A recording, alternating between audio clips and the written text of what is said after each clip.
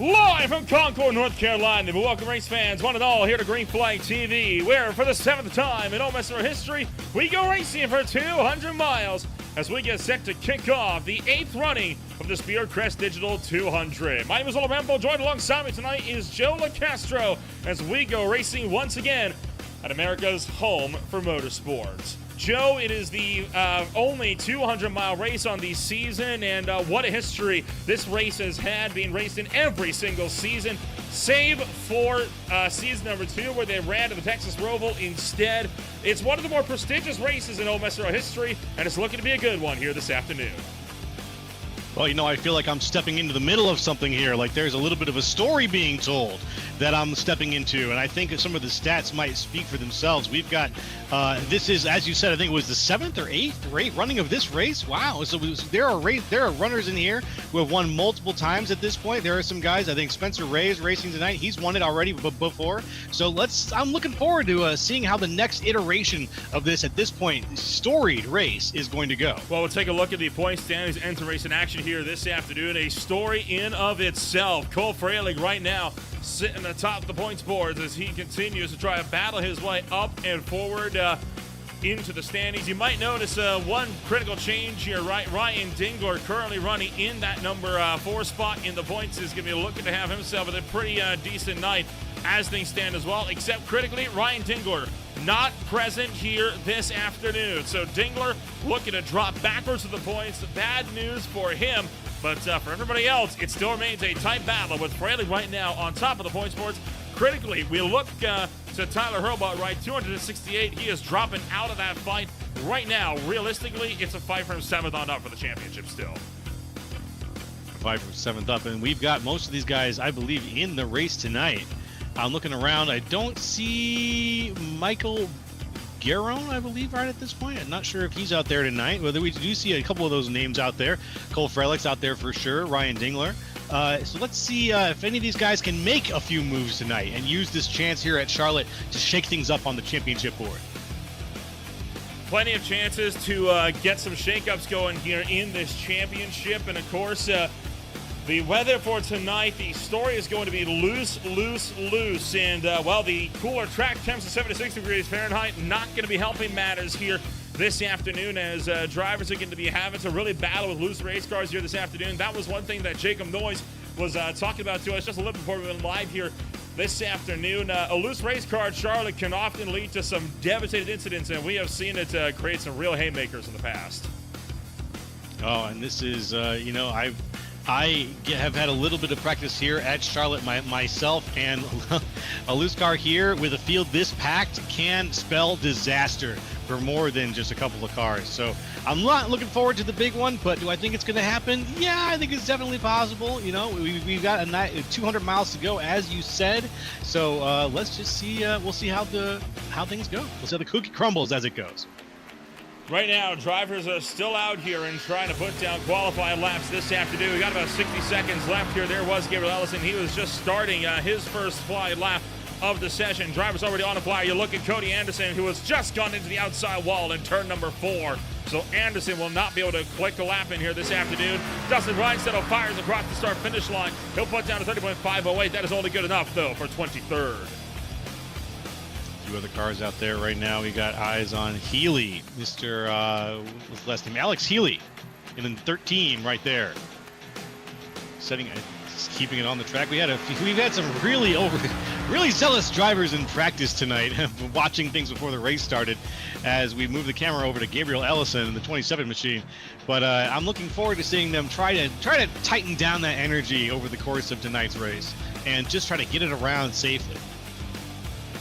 Gabriel Ellison firing off into turn numbers 3 and 4, looking for a second attempt here. This time around, a 30.261 was good enough for 20th place. He's going to improve into the 29.8 second bracket, and that is good enough for provisional pole right at the buzzer. What a lap to get himself onto the top step here of this one. So, well, with that absolute banger of a lap, we'll take a rundown of what your starting grid is going to look like over the next 133 laps of racing action, as we are set to do battle once again here at America's home for motorsports.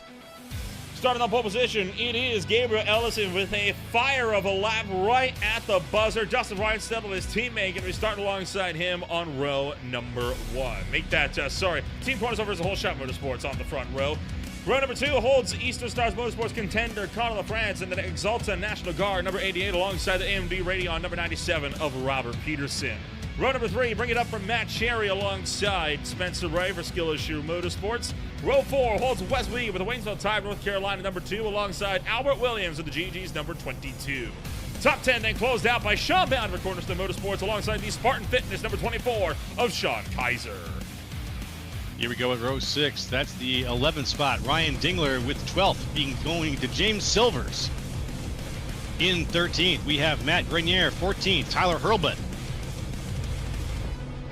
15th, it's Alex Healy, saw him on the track a minute ago. 16th, Joseph Plager. 17th, David Farmer. 18th, Barrett Morton. 19th, Cole Fralick. And 20th, Justin Ray. Moving back to 21st, it's the Allstate Peterbilt number 3 of Jacob Royce in 21st place alongside Hunter Thrower down in 22nd. Row 12 holds Dylan Wilbers in the quad lock number 21 alongside the Simmers Hub driver Michael Garone. 25th and 26th on row number 13. We're going to bring it up for Brett Rucker in number 69 alongside Colton Hofer with the Logitech 00 Toyota Supra. Row 14 holds Maxwell Kroll with the Four Loko number 19 Camaro alongside the unknown Samurai Racing driver of Chase Wright. And the top 30 this afternoon closed out by Austin McCullough for Shake and Bake Racing with his Lucas Oil number 51 alongside LGR Motorsports contender Terrell Wheeler down in 30th. We'll break things down with the final power to the pack here. Noah Swafford in 31st. 32nd goes to Cody Anderson. 33rd, Jacob Morales. 34th, Stefan Purcell. 35th, Tyler Hessing. And 36th to round out the field is Justin Wilson. And that will take us right around to racing action here this afternoon as the iRacing pace car leads the field down towards that back straightaway. And boy, what a night this one is set to be for us. 200 miles, 133 laps about to kick off. And I got to be honest, I always get excited with these bigger races, right? You can feel that tension starting to build. Honestly, Gabriel Ellison could be one to watch. We'll have to see if that pace is just short run speed or if he's got the long run pace to back it up. That was a hell of a lap. You mentioned that earlier, and right now him and Dustin Reinstedt out in the front there have got big shoes to fill, basically out in the front here. We were talking a little bit about how close it was during practice for some of these drivers. Within 7,000ths of a second, the top 5 cars were, and that's the kind of numbers that we expect to see some really good competition out here at the front. So Gabriel Ellison, can you do it? Well, you're going to have to show us.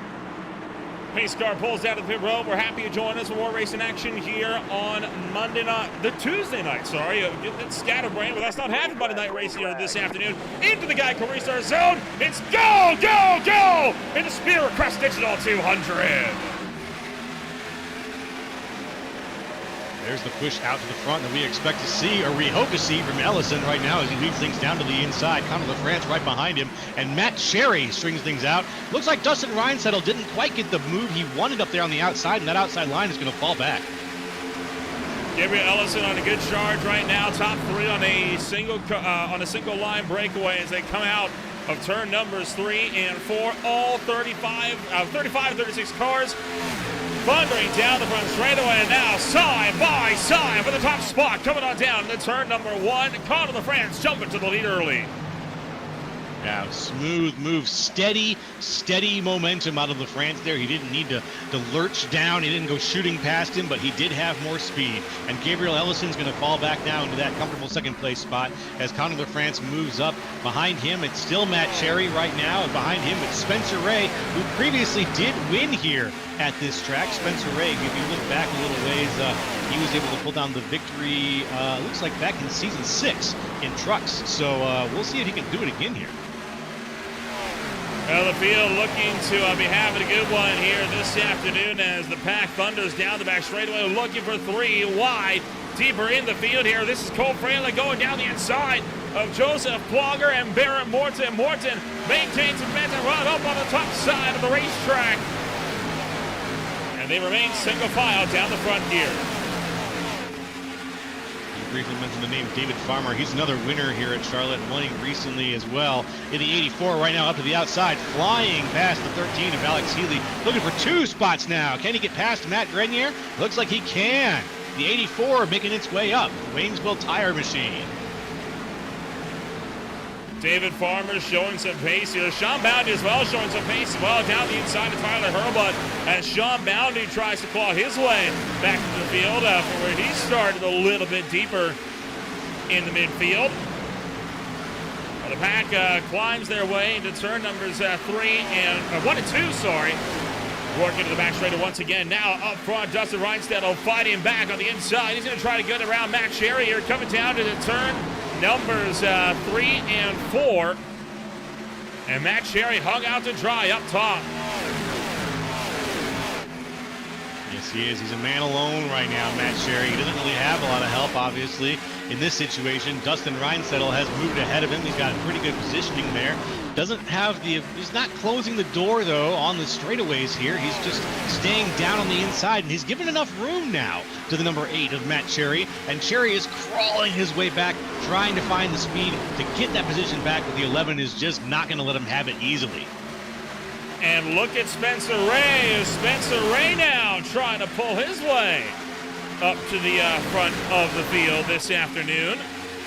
Spencer Ray, of course, one of the drivers that has taken a race win here. His last win at this racetrack came on February 20th of 2024. Look out down on the apron as Robert Peterson and Sean Kaiser throw some haymakers all the way down onto the apron of the racetrack, and somehow they're able to gather it back up. That was insane. I thought for sure one of them might just lose control or maybe even eat the inside wall there, but props goes to those two. Whatever beef they had, it was just little enough. They were both able to maintain control of the car, and we are still rolling here at Charlotte. Back on it here this afternoon, and we got problems for Jacob Noyes. Noyes is out of the fight, and this is a bit of a more serious hardware failure. He has just reported to us via the broadcast chat here. He heard a transformer pop outside of his window, so no power at the Noyes residence, so he is going to be classified 35th. He is out of the race this afternoon. Tough break to kick this one off for him. Let's take a look back and ride aboard Sean Kaiser with that wild moment on the back straightaway. Let's take a look here in the back machine if we can, but wow. You always hate it when the guy comes down and says, hey, take a break on racing tonight, huh? So sorry to hear that right. Jacob Noyes is going to be sitting this one out, but hopefully he can enjoy the broadcast once he gets his internet back up and running, right? This is on board with Kaiser here, coming off of turn numbers 1 and 2 as he tries one to the back of Peterson. Went down to the inside. Peterson threw a block, and a great job on Sean Kaiser to pull it back up underneath him. Quite a wild moment as we now work down the back straight once more to turn number 3. That was a wild block there, I got to say. That was a pretty solid block as you watch the 87 of Tyler Hurlbut up on the outside right now. Also a bit of a man alone. He's taking the Matt Cherry line, but Matt Cherry is now on the inside. Hurlbut on the outside. Really just, he's tagged the wall twice now in one lap. I think he's just getting a little bit of a squeeze out there, but he's riding the inside now again. Maybe trying to find a position, but he's not able to get the pass on Matt Cherry. We'll see what happens with the 87. Ooh, there it is. Look out! Hurlbut sliding up at the bottom of the racetrack, nearly takes out Matt Cherry up in the top 5. They're able to gather it up. So we're going to keep this race marching forward. Boy, some intense moments that we are seeing from the field here this afternoon. Robert Peterson, Tyler Hurlbut side by side as they work down the back straightaway. Here comes Albert Williams trying to go his way back to the field now. Sean Kaiser is only 2 cars behind Peterson, and given what we just saw, I don't think Sean Kaiser is going to be cutting Peterson any breaks if he gets back to him. No, not at all. He's going to be putting the screws to him if he can get back up there, but we'll see if he's able to. It shouldn't be, maybe he could use some momentum from Tyler Hurlbut. If Tyler can get that pass there, he might be able to work with that. But Tyler right now is just sort of riding in the bubble. He's not even in the draft, but he's just sort of driving his line. And I'm wondering if he feels like that's paying off for him or not. To me, it's not really paying off. Already about a quarter of the way through stage one as Williams catches the ball. He is not the only one. Wes Wiegand has tanked the outside fence as well. He and David Farmer both sliding backwards through the field. So a few drivers encountering some issues here pretty early on, and I think for the most part, we've been able to gather it up. The opening stage here going to be concluding at the end of lap 47, but the aggression is high, just like it was at Dover 1 week ago early on. Yeah, it's over. Well, here we are at Charlotte. Things are just as tense. We have a lot of action here up at the front right now. A lot of people driving like it's a much later lap in the race.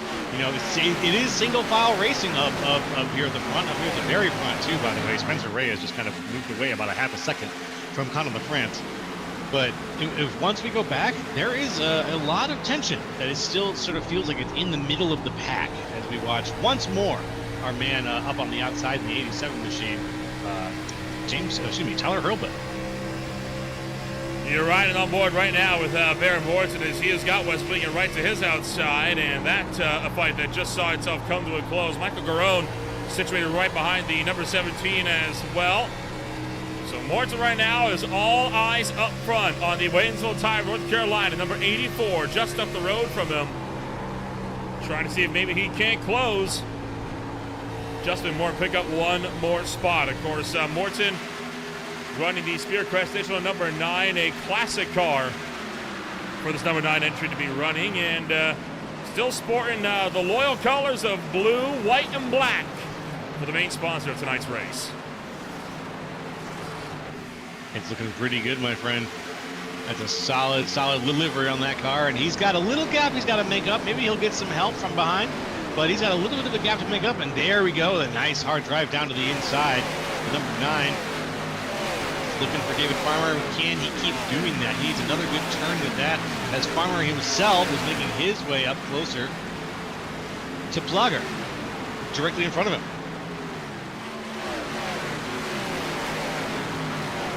Joseph Plugger trying to hold the inside of Matt Grenier while David Farmer, the defending champ.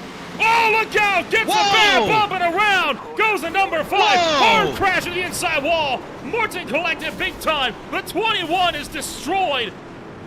The 69 is into this well. Massive crash to the back straightaway and heads up in the infield as a hood goes bouncing over the fence. That came out of nowhere.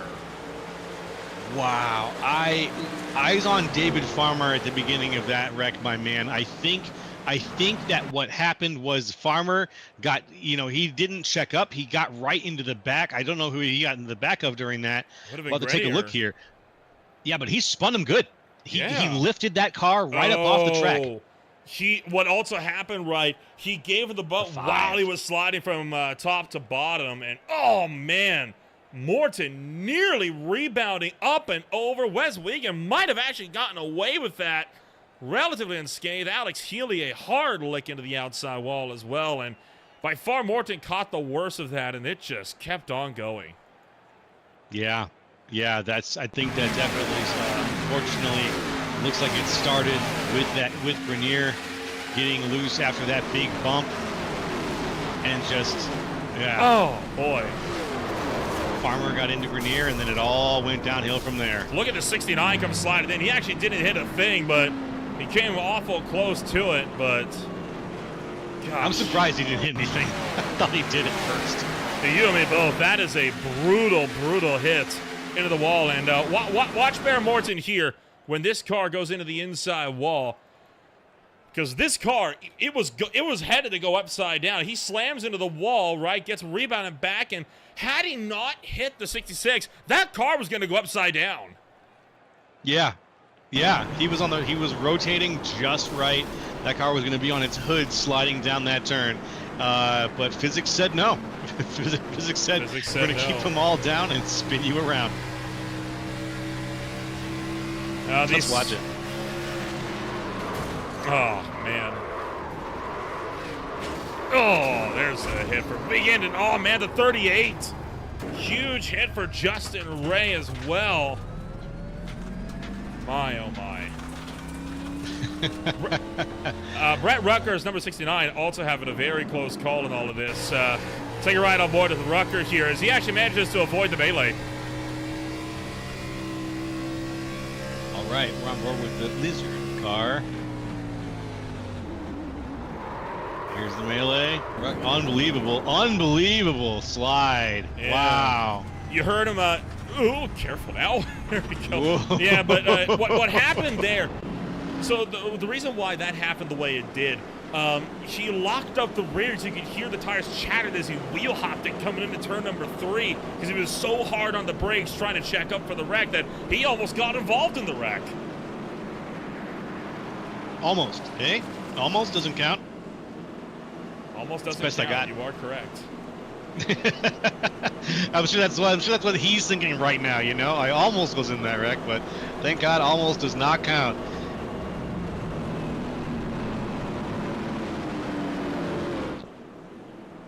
Wow, Well, that's gonna shake things up a little bit.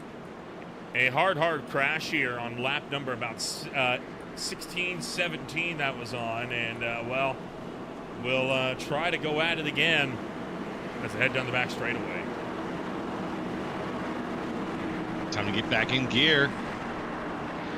We got to shake that one off. Now, we went pretty well there. We went about 20 laps with some really hot-headed moments early in those 20 laps. A lot of lane, a lot of changing, a little bit, not too much bumping and grinding, but a lot of position changes.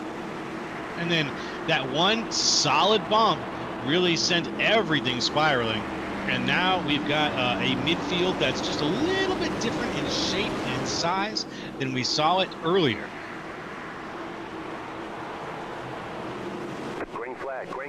Green flag coming back out, this time by Spencer Ray. Jumps on the loud pedal, and we are back to racing. We've crashed already on the front straightaway. Chase Wright going around to the number 30, and Colton Hovind going to run into the back of the 69, but Rucker's already stopped, and Baron Morton around again on the infield, and a quick caution to slow us down once more.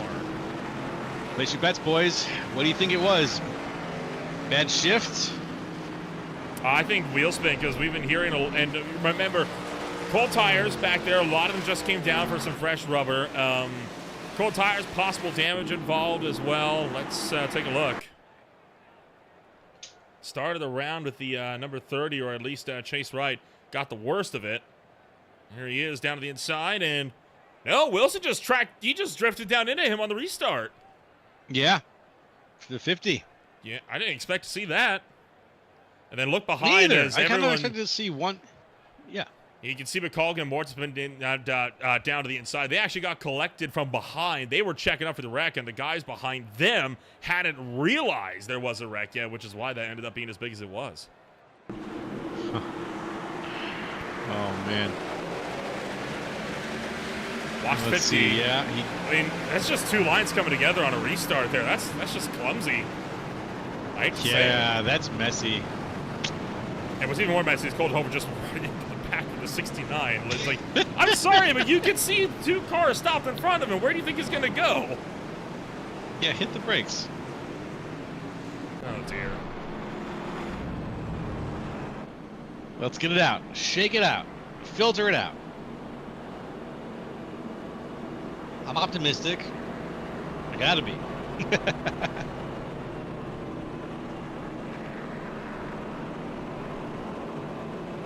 But if we look now, Spencer Ray is leading this race. I think he was leading after the last restart, too.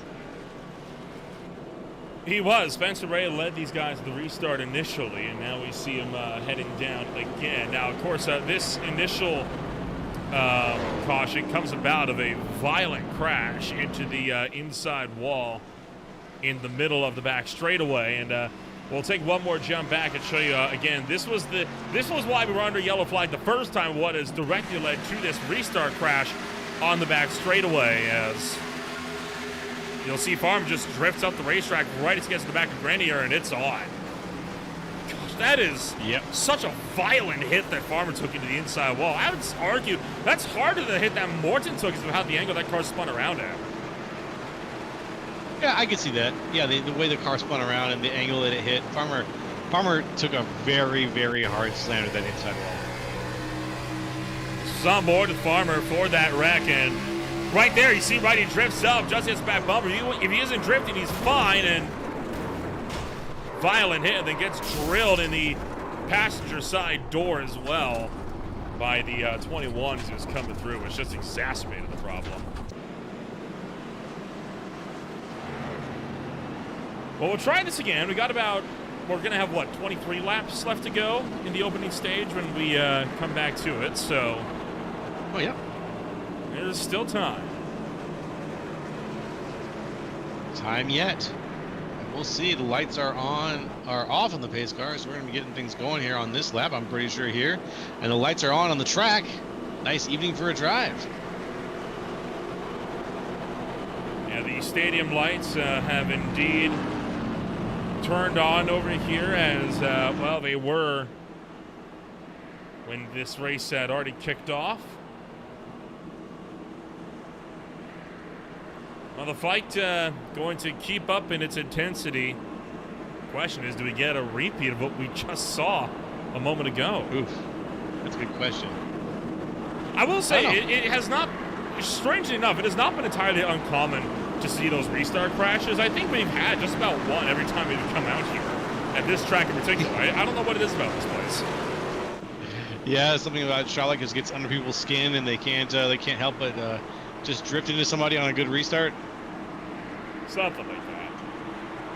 Yeah. Pace car's off. Once again, Spencer Ray works them into the restart zone. Green flag is back in the air. And racing action resumes in Concord. We are rolling. Spencer Ray is rolling, especially out in front of Conor LaFrance and Gabriel Ellison. Making great time right now as we're getting started in the 1 and 2. Conor LaFrance up on the top side of pole sitter Gabriel Ellison, trying to look around the outside for the second place spot, but a 3 wide. Deeper in the field here, and that quickly gets itself sorted out. While Conor LaFrance pulling around the outside, he'll clear for number 2. Solid move to France. Very, very good there. Gabriel Ellison falling back a little bit. Still 2x2 in a couple places around the track here.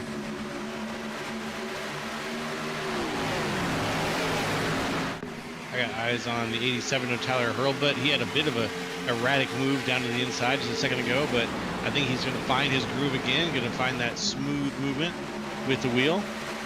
First, he's going to make a pass on the 20. Tyler Hurlbut working the outside of Cody Anderson, pulls clear of him. Now he tries to do the same to Hunter Thrower, but Thrower going to maintain his momentum down to the bottom side of the racetrack. You've also got Albert Williams in the number 22. He currently runs in, well, now 12. This Hurlbut is driven around the outside of him for the number 11 spot, and now one away for the top 10 is looking to go around the James Junk Removal Services, or the James Junk Solutions, sorry, number 4 of James Silvers down to the inside. And just at that, Hurlbut to a top 10. Silvers. Yeah, hit that James Junk Solutions car. Whoa, my God.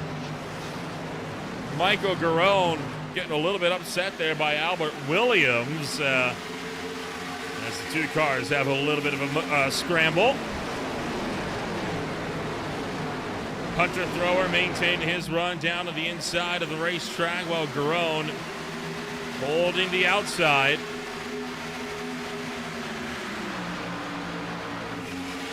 This is very, very intense right now, these situations here. That since the race has restarted have not yet abated. They are definitely still very, very tense. You can see Sean Bounty getting a little bit aggressive over here as well. Hurlbut into the outside wall. Garone squeezing it. Dingler. Dingler up into Sean Bounty. And Bounty's going to go around. Trying to pedal it and save it. He's not going too hard into the outside wall. Caution is out again, and it's the second big one of the night. This time in turn 4. Silver's is in it. I see Kroll in it. The 21 is in it again. And Noah Swab getting turned well after the fact. It just keeps on going, doesn't it? It really, really does. And he really tried to save that. He tried really hard to save that. Now the hits keep coming and they don't stop coming. These drivers trying to hit the ground running. And that, again, that's just 3 wide going awry, right? I mean, that's multiple cars, same piece of real estate. One drifts a bit too close to the other, flies too close to the sun, and it just creates a big mess. It's kind of. We can take a look at that. Yeah, Dingler drifted into Garone, then rebounded up into Sean Boundy. Boundy was really working hard to save it, and he probably would have, but the second hit from Dingler there because he got pushed into by Silvers finished him off. Hurlbut slips through the middle while Kroll spins out from behind. Thrower had some damage. And somewhere in all of this, the 21 car is going to get down to the inside. Look at the 5 also just ducking around that as well. And here comes poor Noah Swafford. He didn't really do anything except for being in the way of Kroll as he was trying to come back up onto the racetrack.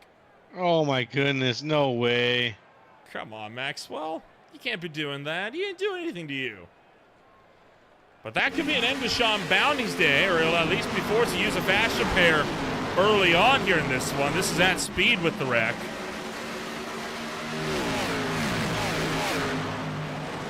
And there you saw the 21 just spin to the inside, attempting to avoid. Let's ride on board with Hurlbut. Attempting is the right word. Unfortunately, he fell right into it. Yes, sir. And he did get into Dingler a little bit, but tell you what, it's about as close as you can get to the avoidance as any there. And the 5 of Matt Grenier made up a lot of spots as he had to jump onto the apron.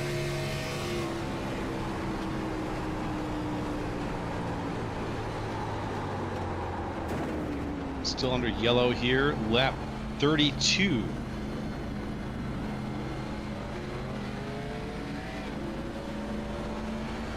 Critically during all of 100 lap point. Go ahead, sorry. Oh, no, I was going to say almost to the 100 laps left point. Critically under a lot of these stops, right? Drivers have been coming in for like fuel service, some for tires, in fact, quite a few for tires over the last 10 laps or so. The top 5, though, plus Albert Williams, have not come down yet for tires. Now, Garone, Hurlbut, Plogger, they are on 13-lap-old tires. That's 20 laps older. The guys running up here in the top 5. So there is a pretty significant tire disadvantage on these top 5 groupings here. And we've got only about 14 to go in stage 1. So this is going to get a bit, this could get feisty off of the jump here. That's true. With that few to go, there's points on the table. So we'll see who wants to make their way up into the top 10 and try to really secure some of the good ones. So it's Ray from Cherry, from Ellison, from Kaiser, Peterson, and Garone. Situated back on row number 3. Michael Garone, the first driver in this pack with fresh tires. He is on the outside of row 3 and 6th. For the 3rd time, Spencer Ray, as the race leader, will look to take us back to the green flag. As the green flag going to come out in the restart zone this afternoon, we're back to racing.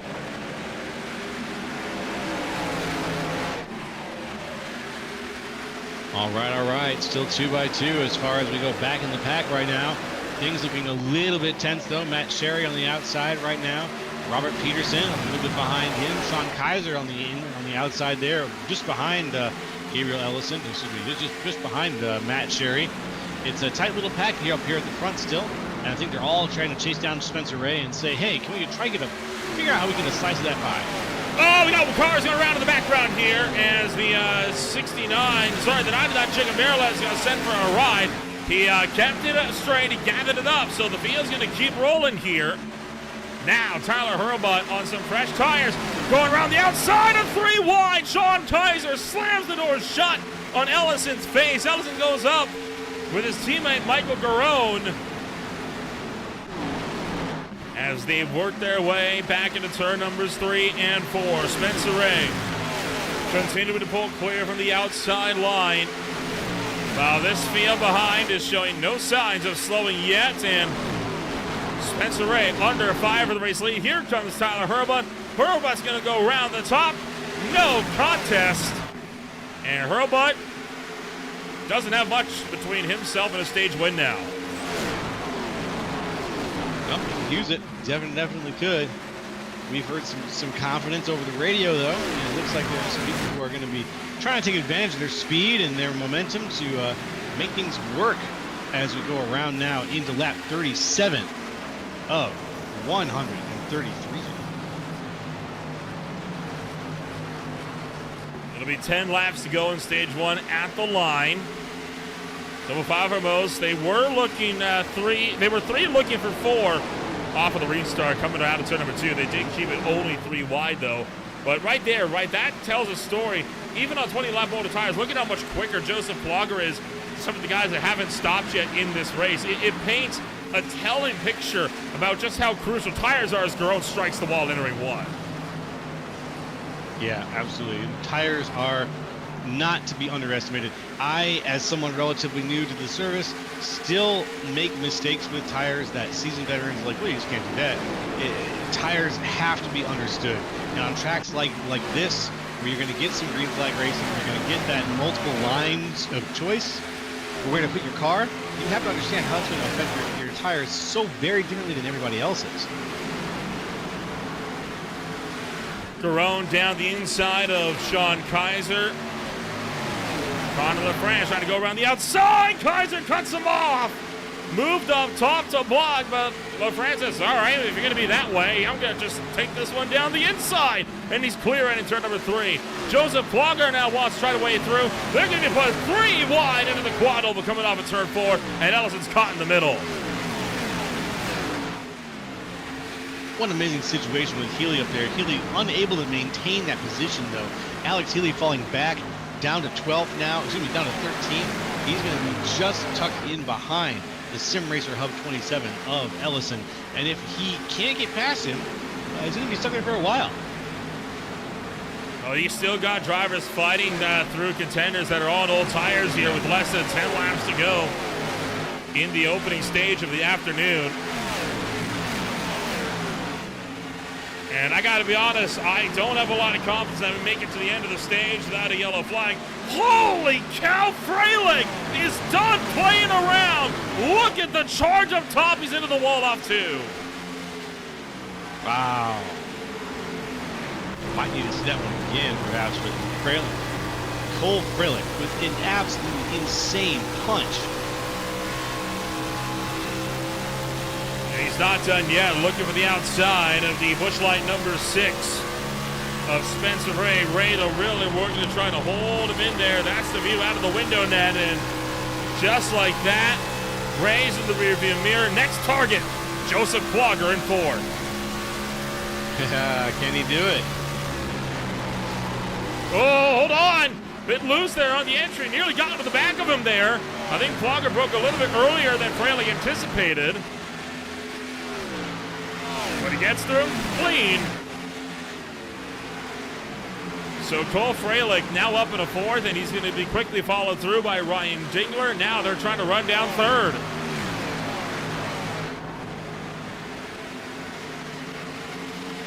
Up there at the front, looking at the overall state of the field, Tyler Hurlbut still leading things very soundly. Has got to be wondering what's going on behind me. I'm hoping that it's not going to bother me as I go around here over lap 43, looking for the line there. And now it's lap 44 with Tyler Hurlbut, 0.3 ahead of Connor LaFrance. Well, who is 0.5 ahead of Michael Garone. Problem is here, the cars behind him are 12-lap pressure tires. Hurlbut has been losing about half a second a lap to these guys behind, and now Connor LaFrance going to look for the inside, dives into turn numbers 3 and 4. And Connor LaFrance now to the point he'll be the new race leader coming to the end of the stage in just 3 more laps. Oh man, I don't think, correct me if I'm wrong, we don't stop for stages here. Correct. So we're just going to roll right through and roll right through. Okay. Yeah, roll right through. Don't disrupt the flow of the race. We'll just run them as they come across, and then we'll keep racing straight through to the end if conditions allow for it.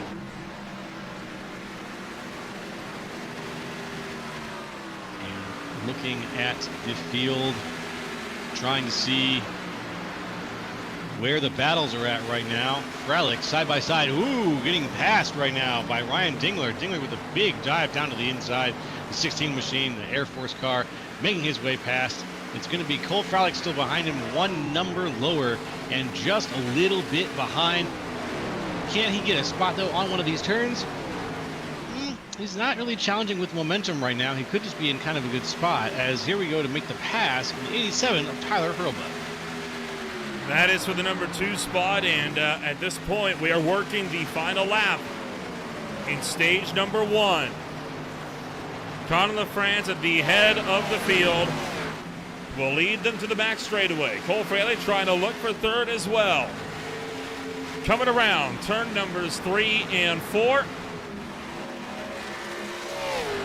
LaFrance leads the way. LaFrance wins the stage.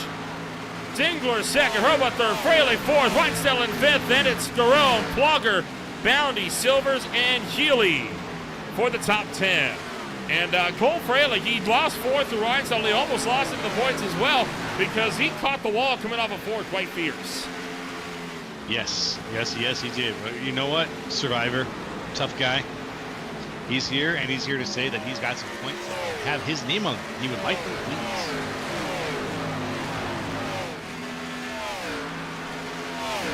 So now drivers have got to set themselves up for the very end of the race, right? I mean, you can't play around anymore with the lighter stages here, so the field is going to be at it. And a confirmation, by the way, we talked about how Jacob Noyes' power went out due to a transformer failure. And, well, unfortunately, ETA getting that repaired about 3 hours. So, no confirmation, Noyes is not going to be rejoining the racetrack this afternoon. That's awful. Yeah, that's rough. Well, it was nice to have him for a little while. Unfortunate. Very sorry to hear Jacob Noyes. Look forward to having you back next week, hopefully here. Or you know, next time we race. Well, they're not racing next week because it is update day here on the Irishman Service, so we will be taking a 1-week break after this. We'll be back in 2 weeks with Throwback Weekend at Homestead Miami Speedway for a 100-lap race on September 16th. So that is where we will be seeing OMSRL at. But before we get to that, you also have got more action coming on up this week on Green Flag TV, including the Beer League out at the Circuit Gilles Villeneuve tomorrow afternoon. Average Joe Sim Racing is out on at Chicagoland alongside the Highline Diecast Collectible Speed Cup Series at Gateway. No action on Friday, and it'll be SRA taking it to the Charlotte Motor Speedway this coming Saturday. Sunday, it's a doubleheader with the Blades Pedals ARCA Series at Pocono, and before the boys racing at Bristol, and then before next Tuesday, it'll be the High Tide Racing League Guardian Vermeer Series coming out for the second race in the round of 8 on Monday night at the Auto Club Speedway. A few battles picking up here in the midfield. This one here for 17th comeback is looking pretty hot. Let's take a look-see. Who's involved there? We got, quite a few cars. We got here Ellison, Art Peterson side by side right now, and the 97 Peterson on the inside. Behind them, the 22 of Albert Williams, working with the 69 of Brett Rucker down on his inside. 2 by 2 by 2 by 2. And 2 by 2 by 2 by 2. There we go. 2 by 2 that gets a high-speed pace lap at over 290 kilometers an hour as Gabriel Ellison drives low into turn numbers 3 and 4. Ellison going to clear from this battle pack. He still has Williams and Peterson to work with as well. So this fight going to be one that keeps up for a good while yet, as, still got more ground to make up. This battle is still going. Ellison is just barely holding off Albert Williams now. Williams looking to make that pass. The 22 machine down to the inside. Can he do it? Not enough as he gets almost into the, slides up a little bit. Not quite. He's got control of the car right now. The 22 as we go across the line into lap 55. He's going to keep on trying, but I'm not sure if he's going to have the momentum to make his way past the 27 of Gabriel Ellison. Headed down the back straight this afternoon. Albert Williams getting a bit hung up in the middle of the field here. He's got Cody Anderson trying to look down the inside of him. And Anderson is going to make that pass work. Albert Williams out of turn number 4. Going to tuck in between Anderson and Brett Rucker in that number 69 entry. So this fight continuing to keep up the pace here. And that right here, this actually is one of the only major side-by-side battles we actually have in the field right now. Most everybody else is single file by now because of how long we've run. Yeah, that's true. We've run a pretty good amount of time at this point, 56 laps. And we've had yellows, obviously, but we've had some solid green flag time too. And I think it's about time for some of these guys to remember that when we go green flag racing for this long, you should really string it out and go for longevity.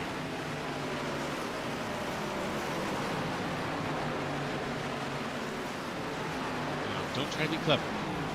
Right. Being clever costs you a yellow. Everybody who does it, at least one yellow. Joseph Plogger to the outside of Silvers. This here, the battle now for 6th place. With Silvers attempting to make a lunge down to the inside line. And he clears him. Good lunge from Silvers to make that move. Have been behind! Garone getting into it big time with Justin Wilson. Nearly sending the number 30 for a ride.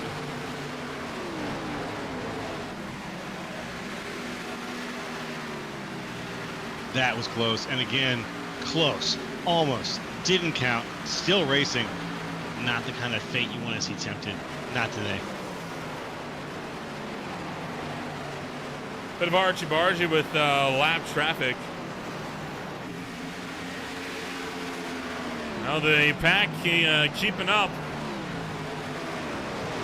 with the dogfights here up through the field. This is Matt Cherry and Cody Anderson, for 15th on the racetrack.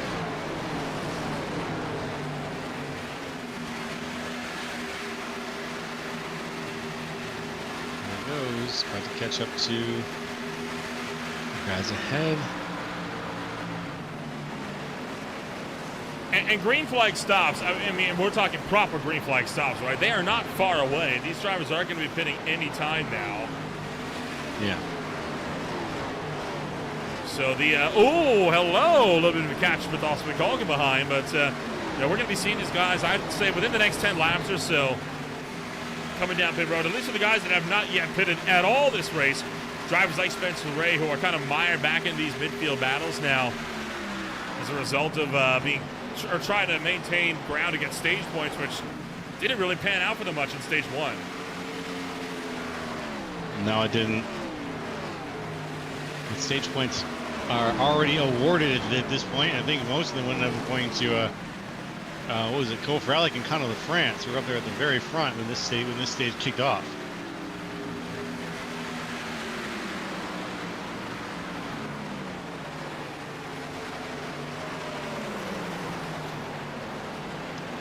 Here we go. Now James eyes on, the number 4 machine of James Silvers. Silvers is tight in this pack right now. He's right behind Cole Fralick. He's going to stay high on the outside, though, as Fralick goes down to the inside here. Tries to find the speed. Silvers up 7 from where he started. Fralick up 15. Two of them both with a little bit of heat under it right now as we get ready for lap 66, or pardon me, 63. And right on cue, just shy of the halfway point, we got pit stops underway. Matt Cherry and Co. coming down to the lane. Now, critically, they have come down before halfway, which tells us that everybody that pitted under the caution flags, they still cannot go to the end. Everybody here has at least one more pit stop underneath them. And honestly, I don't know if Cherry can go the distance either if this does go the distance, because he still has over half the race to go, and he came in on 63. That is when you're able to say if you're under caution. I think he's got another stop in front in him as well. Got another stop? Yeah. Well, we're going to have to find out. When do you think it's going to hit, though? It's hard to say. I mean, we haven't really had much green flag running for us to judge how the field factors in, but I would say we're going to be seeing him in again probably about maybe 30 laps from the end, 30 to 20. Okay. Well, Here comes Spencer Ray. Heck yeah. I think we officially are about to cross the halfway point of tonight's race, actually. We are. Next lap will be at the halfway point in this race. As Spencer Ray alongside Albert Williams have both made their way down to the box.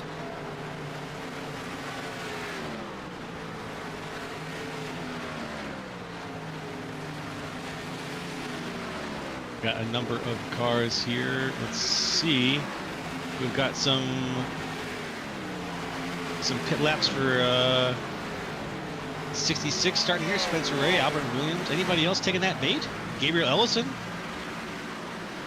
I think we're mostly going to be seeing drivers that have not yet made a pit stop coming down to pit road here. Otherwise, we're not going to really be seeing anything too untoward from this field. Expecting Sean Kaiser, Robert Peterson to both coming down this time by. There goes Spencer Ray just out of pit road. Gotcha. James Silvers has got around Cole Freilich, and in fact, they might be in a bit of a fight right there for the fourth place spot. But in the meantime, here comes Kaiser, and Peterson nearly runs him over on entry. Oh, wow. Oh, my goodness. We have to go back and take a look at that. I'm about to do that myself. Let's see here. Talk about getting a little bit closer for comfort on the entry to pit road here this time by, as Robert Peterson trying to make his way into the box. Kind of had to get in and off the throttle a few times to try and avoid the mess. Yeah. Yes, he did. That was really that was a iRacing moment more than anything, I think. Well, good news is they kept it clean, so they're going to keep up the battles here, and for the most part, not seeing anybody else that will need to come down to pit road anytime soon.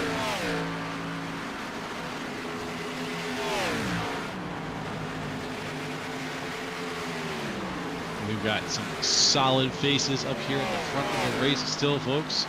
Faces you might recognize from other races we talked about. Connor LaFrance, Ryan Dingler, and Dustin Reinstedt are currently leading things in the 1, 2, 3.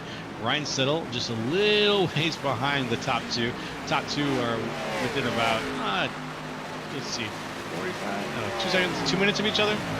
And then Reinstedt and Ryan Dingler come into play, and they're just a little bit more spread out. So the pack is starting to really see all of Charlotte for the first time, and starting to really figure out where they stand in terms of their ability to see what the cars ahead of them and behind them. Potential problem here for Jacob Miralez, as he caught the outside wall. Fierce, whoa, hold on. Hard into the outside wall again. He is brought down onto the apron. And I think that car might be broke because he is still slow on the racetrack, and he's coming to pit road. Oh no, let's have a look-see. Here we go, eyes on. He's not the only one. Chase Wright is also in this time by.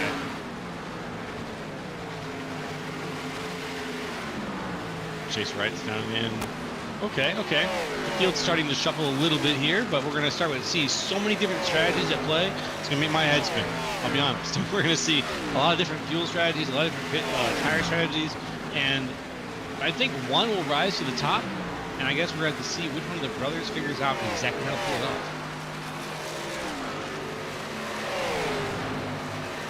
Oops. Well, Noah Swaffer going to keep up the battle here as he tries to get around James Silvers. For the most part, things are looking pretty darn orderly here this afternoon. We are over halfway home. We're going to take ourselves with a quick step back, and when we return, Race in Action continues here on Green Flag TV. Stay with us.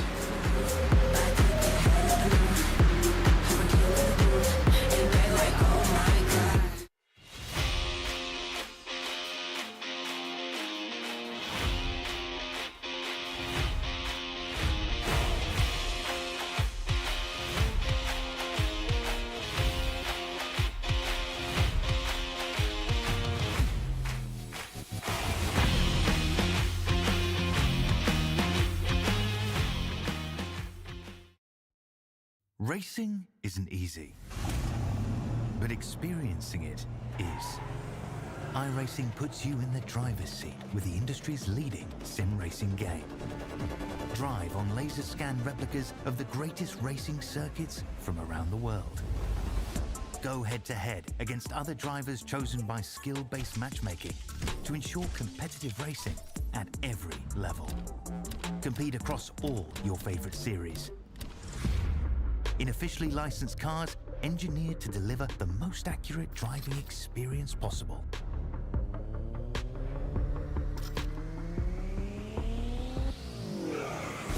Join a race or host your own with players from across the globe.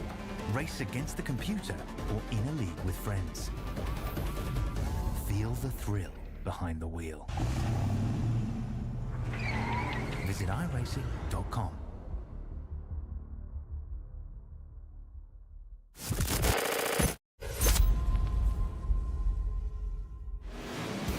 Well, welcome back to Green Flag TV. Talk about timing. We cut to break, and not even 5 seconds later, the caution flag has come out. So this brings the whole field in for yellow flag pit stops, save for those that were already in just a few laps ago. They are going to be remaining out so they can get their lead laps back here this afternoon.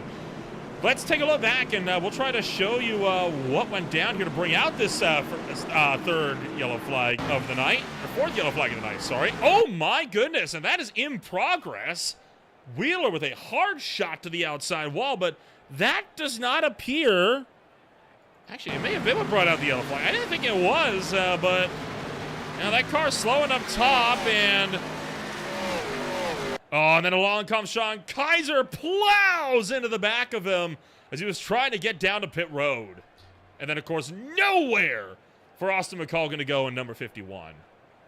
Oh, no. That is brutal. Yikes. Just ugly, unfortunately. And that is going to be the fourth caution of the evening. That's going to set the pace yet again for these guys down to, what, 70 miles an hour, I think? This Gabriel Ellison. Ellison gets by him. Kind of, oh, wow. So Ellison arrow pushed him into the wall. And then he got hit from Wiegand from behind. That slandered the wall. And the right front is broke. The right front at this point is completely disconnected from the car. Wheeler then drives her, and he's trying to get to pit road because he knows the car's broke. Tries to go down the racetrack, and he's pulling down as quick as he can, and unfortunately, Sean Kaiser just didn't get the memo, then boom. Nowhere for Austin McCall going to go either. So McCall and Wheeler both out of the race, along with Sean Kaiser as a result. That's a rough impact to have at this point in the game because you don't have a lot of time to get that fixed. No. Your time is dwindling very, very quickly to get things like that fixed, taken care of, to get you back out on the track without losing any speed or any progress at least. But anyway you slice it at this point, most of those cars are going to be not in a position to really be contenders right now unless we see a lot more of these yellow flags. Well, the field getting set to go back to green this time, by. What do you think? Do you have any potential odds-on favorites to win this one? Because I mean, the run order's been shaken up so much tonight. It has been shaken up a lot. I like Ryan Stedel. Honestly, I like where he's been tonight. He's been racing in a great spot. I like Connor LaFrance also. These guys who are out in the front, they've been able to avoid a lot of the craziness by staying way ahead of it. So I think that's where the action's at. Let's just see how long they can drive with their current tire and fuel strategy. Field is down to pit road. And we will now work back to the restart zone. Green flag back in the air. Connor LaFrance jumps on the loud pedal. And we are back to green this afternoon. Good getaway from LaFrance. Dustin Reinstedel trying to pounce for the second place spot as well. Yep, out the front there, and then Ryan Dingler up on the inside, the outside right now in the 16 machine. He's going to get passed up here by the number 4. Silver's down on the inside. Silver's loose. He's up into the 16. No! 16 sideways. Dingler up into the wall. Garreau with a hard impact. One car goes screaming into the infield. The big one, par 3 at the Charlotte Motor Speedway. As Garreau took to the front stretch chicane on the Roval to scramble around that. Talk about a rough night Oh for my Dingler. God. I don't think Dingler has ever had a good night here at Charlotte Motor Speedway, much to his chagrin. I'm sure he is livid with that. Yeah, he's got to be. He got plowed. Oh, And, man. He was already sideways in this turn here. 2 already, so that car was already tracking loose. Exactly. And then, unfortunately, Silver's bobbing from the bottom as well, so Silver's also chasing the car, and it's on from there. Man, a big hit for Garone. Justin Ray positive. Look at Farmer, just barely missed the barrels. Garone gonna plow into the Toyota pit wall. Terrell Wheeler comes flying in. Justin Wilson into the wall. Jacob Miralez, can he get around Grenier? Yes, he does. Oh, man. A few drivers with very close calls. Let's start with Miralez, and then we'll look at David Farmer's avoidance as well. Yeah, that sounds a good idea. Let's do it here. On board with Miralez. Right on the nose of the car. Here comes the action. You can see it starting up there. Holy zoom. cow. Wow, what a thread. A little bit of a door check from Kroll, but I think we'll call that an avoidance. I think that counts at that point. That's the second time Kroll's by the car trying to get back up onto the racetrack. And then this was David Farmer's near miss. As he slides towards the tires or the sand barrels and nearly plows into them.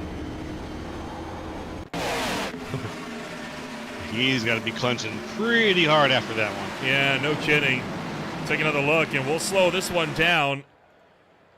Watch as this car comes sliding in, and look at how close he's going to come to these sand water barrels here. There's the commitment cone, and oh, that's got to be, what, less than 2 or 3 feet there between that? Yeah, just about.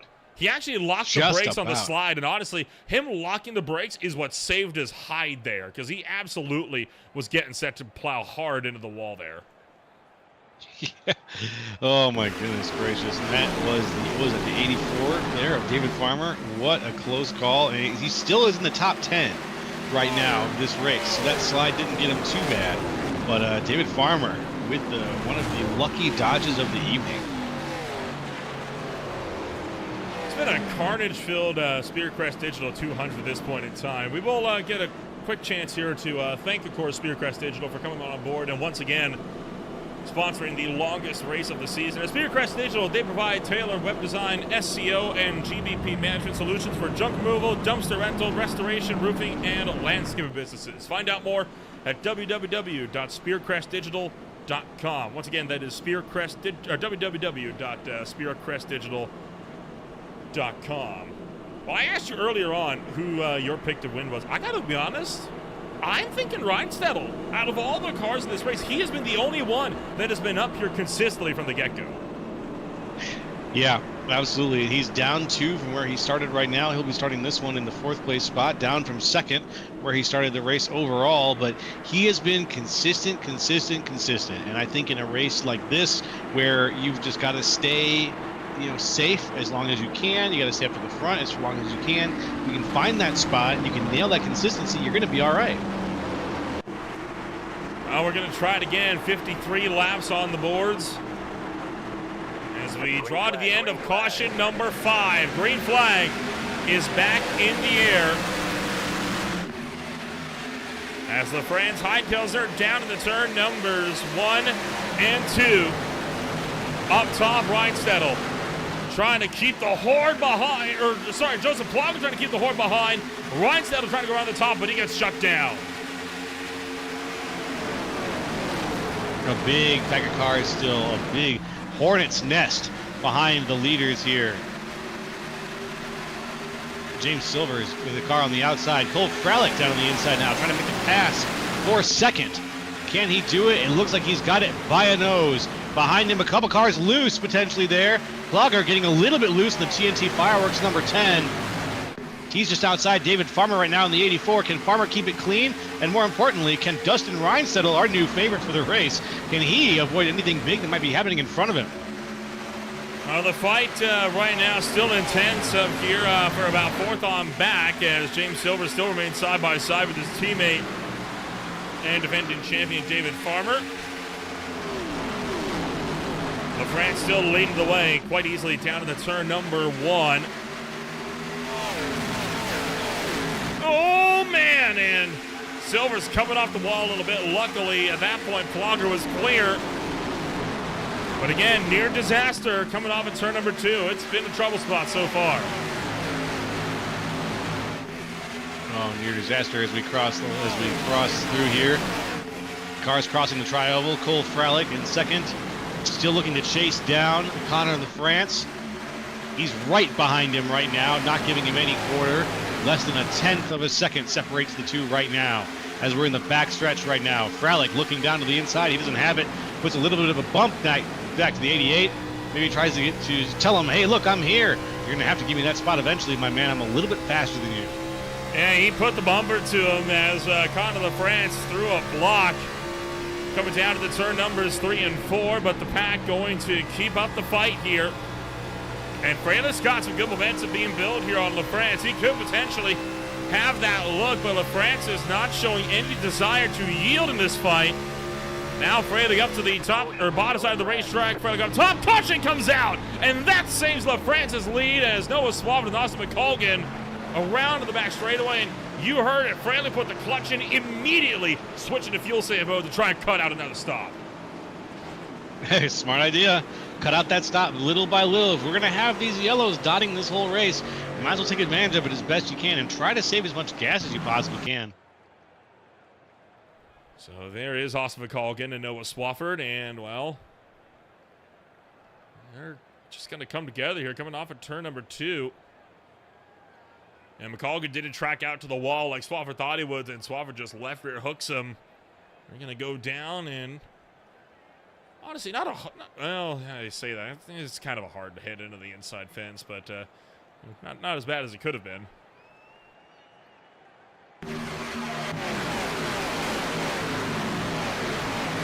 Ryan, we're going to back up to back up to the moment here. I think McColgan actually got a bit loose. Yeah, a little bit. Take a ride on board of the nose here of Swafford. Let's see. Yeah, let's see if we can pinpoint the moment. He did, little bit loose. Oh, that's just a racing incident right there. Yeah. Gotta chalk it up to that. Well, caution flag is out once again, and well, once again, we'll be back in just a few moments here on Green Flag TV. Stay with us. We are right now working caution flag number 6.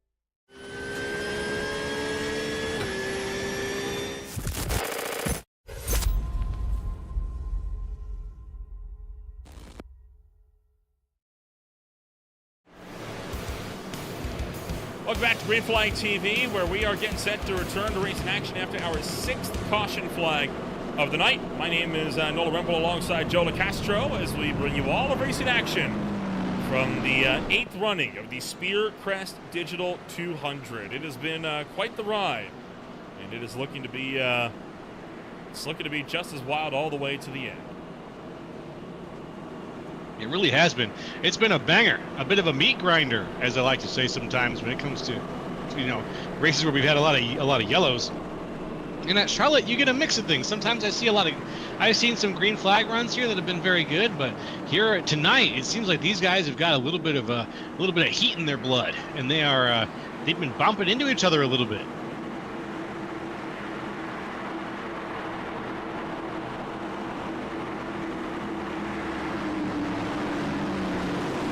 Green flag set to come out this time by as we will work into the Geico restart zone, and for the 7th time, the green flag is up in the air this time with 45 laps to go. LaFrance quickly jumping ahead of Cole Fraley for the lead, but Fraley looking like he wants to try to get back around him. Fraley on the outside, he's got it. Oh, nearly into the bumper of LaFrance there. Nearly into the bumper, down the back straightaway. Fraley to the inside, going for the lead. Fraley has never won the Spear Crest Digital 200. This is, I believe, is only his 2nd or 3rd attempt at it, and he is going to be able to get through it.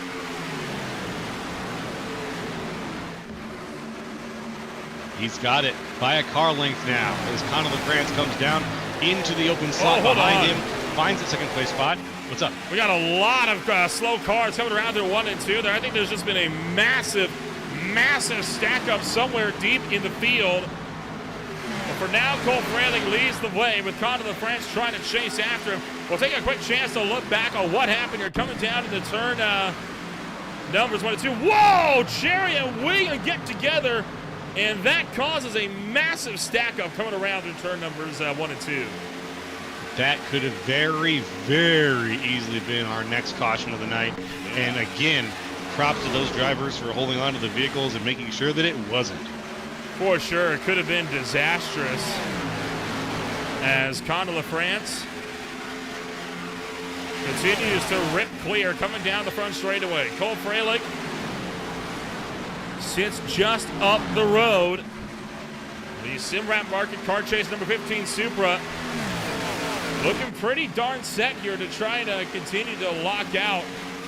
Just another stat in the win column for this number 15 entry. Cole Fraley right now chasing the 10th win of his OMSRL career. He would be only the 4th driver in league history to get it done. 4th driver, not bad, not bad. Really a small club to be in right now. A small club indeed for Cole Fraley here as he keeps this fight going here further behind. Other drivers trying to go double file. Matt Cherry looking to regain lost time. Down the inside of Michael Garone with Albert Williams right in front.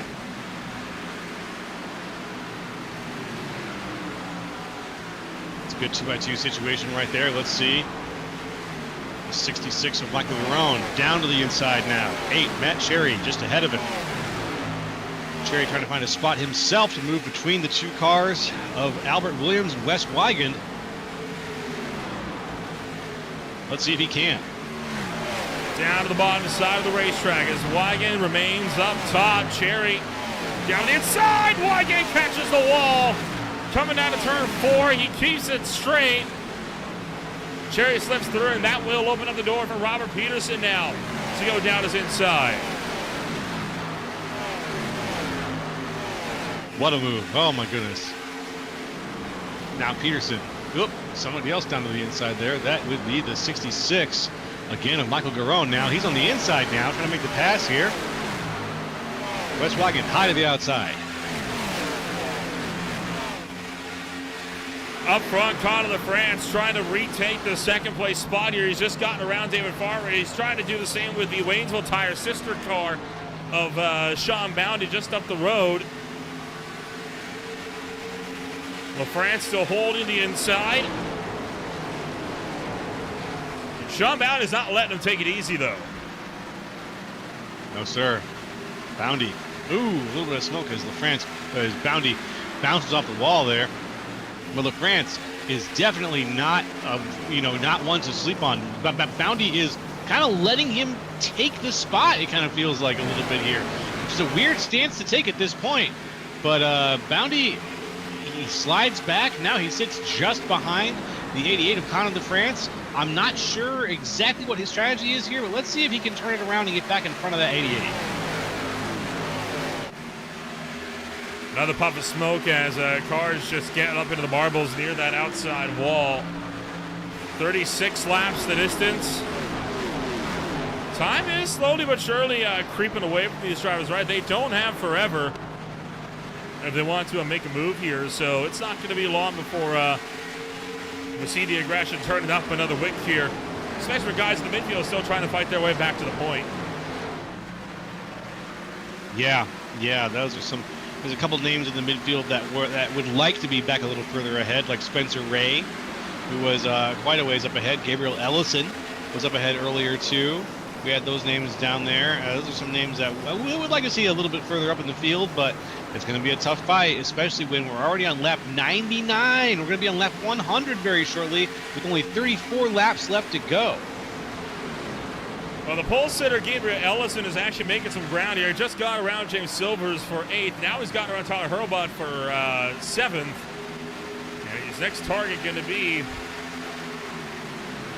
Joseph Clogger up the road for 6th. So Ellison has been making some pretty steady gains here to try and drive back to the lead of the race here. All the while, Cole Freilich has not been able to run away with the lead as much as he might have liked to. Conor LaFrance is sitting behind, and what do you think? Do you think he's saving fuel, or is he trying to actually go for the spot here? I think that Conor LaFrance is saving fuel right now.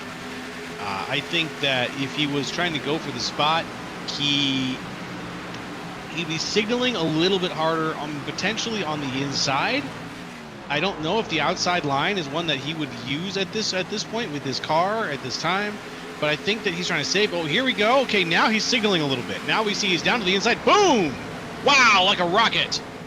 And that was by design. A signal. Cole Freilich lifted real early there just to let him in line because he's trying to save some fuel as well, or trying to go for the over-under. Look at the crossover as Freilich now gets back to his inside for turn 1. Side by side now. Yeah, I saw the signal, and then the 88 shot forward, and now they're side by side again.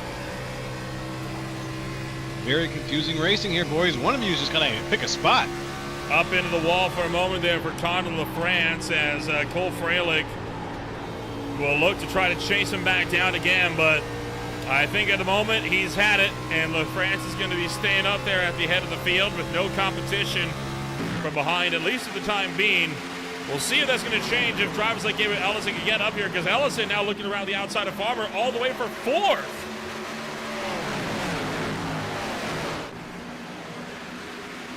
And it looks like we had a brief connection issue maybe with Cole Freilich. Hopefully he stays stable for the rest of the race here. A little bit of a blink, it looked like. Right now, Conor LaFrance is just ahead, 0.15 seconds.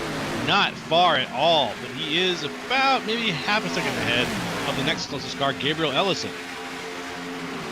Ellison, remember, took fresh tires out of that Lazdale flag as well, so he's got a 12-lap tire advantage to everybody around him, which is why we see him having so much extra pace when you compare it to LaFrance and Freilich. Gabriel Ellison trying to go up and around the outside line of the Simrap market, number 15. And might have to change the inside line depending on how Freilich plays this in 1. Looks like he's playing it back a little ways right now in 1.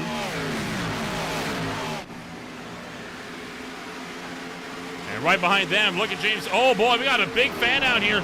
Silvers, Ray, and Peterson thinking about 3 wide, and Robert Peterson was the one to back out from the inside.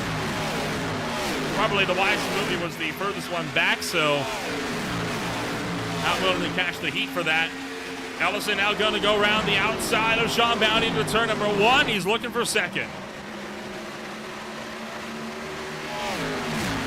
That second place spot is going to be a tough 1-1 though. Side by side, Gabriel Ellison wants that spot. He's going to take it. He's still got it right now. He's up there in second. Frelick falls back a spot to third. Previously, our race leader for a lap here. Couple of laps here. Well, Frelick now hovering around third, just ahead of Sean Bounty.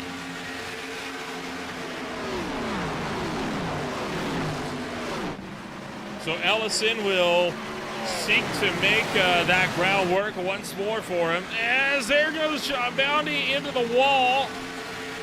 Sorry, David Farmer into the wall while chasing Sean Bounty. Man, oh man.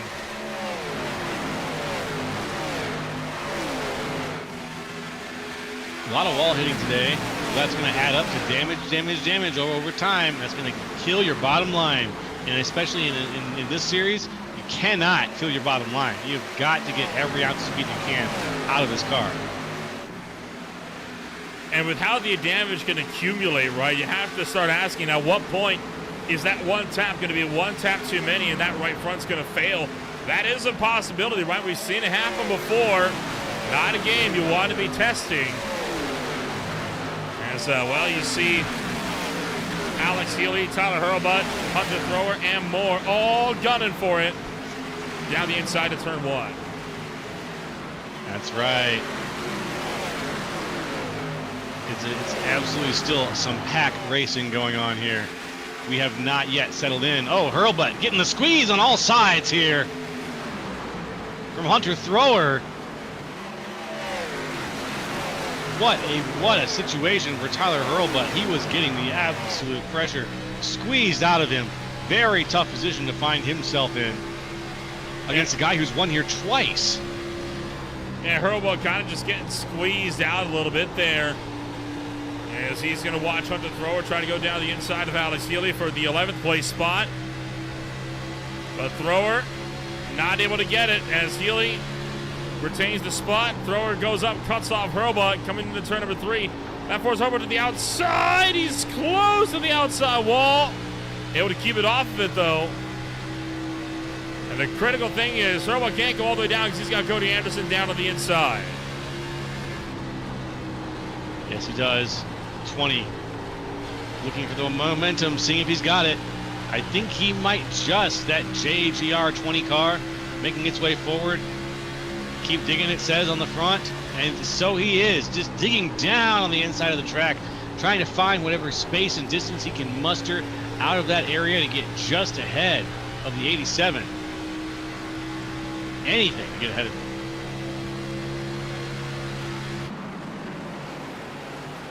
Yeah, Hurlbut, Williams, Anderson, Cherry, and Garone as well in the battle here. And Hurlbut, a driver that was doing so good early on, now unfortunately just losing pace more and more and more. Tough break for Hurlbut. He was having a really solid night. Now he's all the way back to where he started, and he's about to be in the net negative for positions on the race, and he nearly takes out Albert Williams. Yeah, he was almost in far more negatives than you were just even insinuating here, as he is now down 1 from where he started. He almost just put it right into the 22 and went down a lot further. Three wide now down the back straightaway is Garone trying to look to the inside of Williams and Cherry. This time he's not going to yield, and Williams forced up high. Cherry hemmed in by the wall. Well, they're going to pull it together. For the time being, they remain out of the wall and out of each other. But again, I mean, you can feel that this is starting to develop to something as that aggression works our way deeper and deeper with only 19 and a half laps to go. Only 19, less than 20 laps to go, folks. You heard it here. And you've been enjoying the race so far. If you've been enjoying the race so far, we definitely hope you have been. Go ahead and let us know. You go up in the chat, send a message, or like and subscribe, hit those buttons, and show some appreciation our way, because it has been a very interesting race so far with a lot of action. I just want to hear what people think. Oh, into the outside wall goes Cherry, and there it is. Hurlbut goes around. So does Matt Cherry. Caution comes out. And that's going to bring the field together with one more bout of racing left in us before the end. You can see it coming, and, well, it happened right there. Yep. Jerry just got loose up on the top side. He's going to drift down. He actually overcorrected to the outside wall, then nowhere to go but down in the hurlball. Probably broke steering a bit. Look at Colton Hopeford just able to get around there. Hurlball kind of gathered up pretty well as well. It's just a shame that he did go into the outside wall, and of course by then the yellow flag was out. Right on board with that 00, though, who just barely slipped in the middle. He now runs in 17th.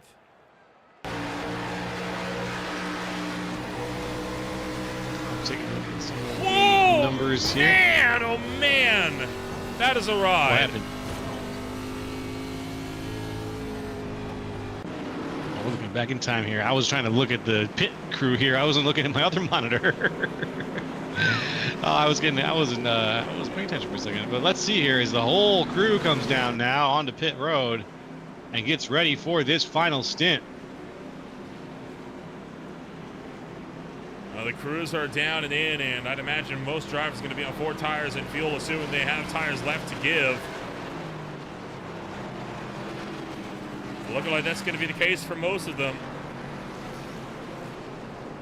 Spencer Ray taking only 2 tires will be the first one out. Everyone else has opted for 4.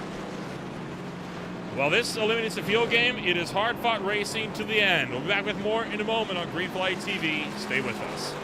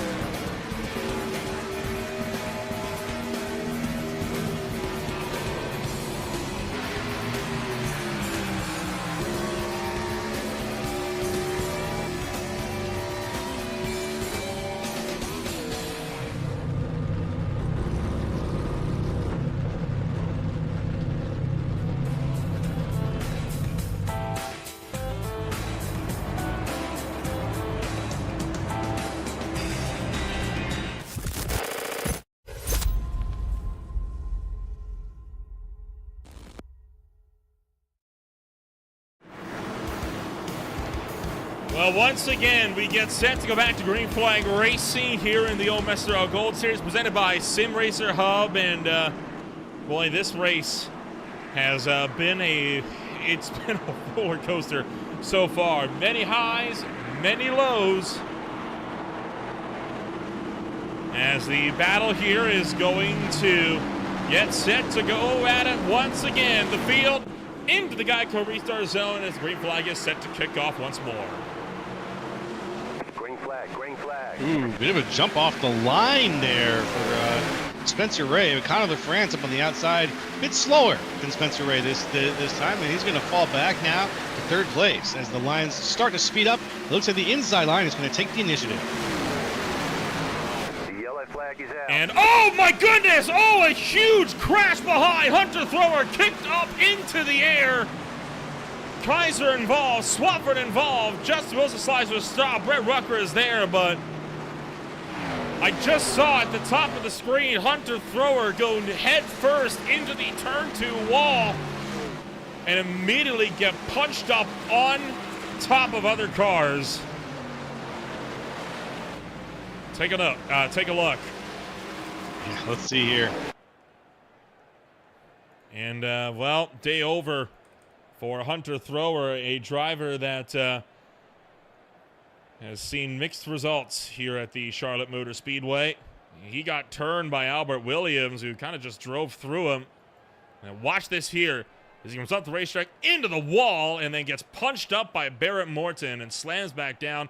Kais was trying to avoid the bottom. Garone spun down across the nose, and Wilson and Swaffer came together trying to go evasive behind. My, oh my. Good gravy. Hunter Thrower, the only driver to have won this race twice in the first 2 renditions of it running, and, well, he will not be able to go for number 3 this afternoon. His winless streak at Charlotte will go one more season.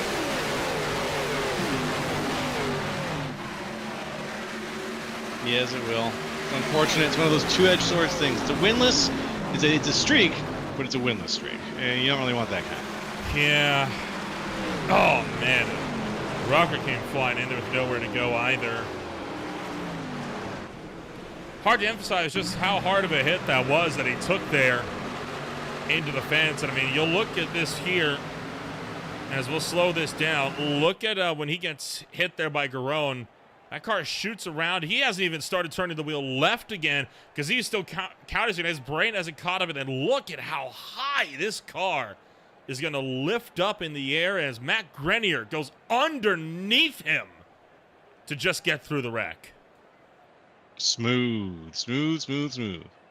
Bounced kind of up and around again, and that car nearly went up and over, and then unfortunately along, there's Tyler Hurlbutt as he's going to get involved in this, and then here comes Brett Ruckert, who plows into the back end and punches him up again as if he hadn't been hit enough times already, as it were. This will be on board with Matt Grenier's number 5 and what he saw with the wreck. Hold on. This will be a wild, wild view. I'm looking forward to it. Here's the wrecking. Watch as that 83 car is going to go into the outside wall, and then there goes Barrett Morton down on the inside and punches him airborne, and that airborne hit is what kept Grenier from getting involved. Slams down just after Grenier has gotten around the accident scene. That is unbelievable.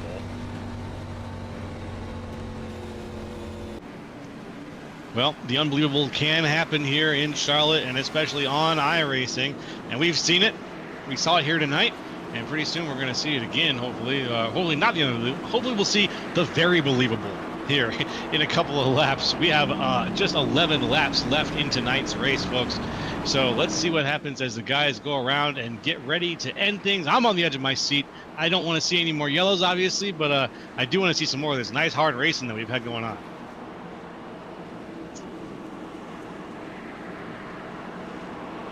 Well, the field going to go back to green flag racing here on with 11 laps the distance. Cole Fraley has retaken the lead of the race. Spencer Ray's retaken second. Connor LaFrance back in third. Bounty in fourth.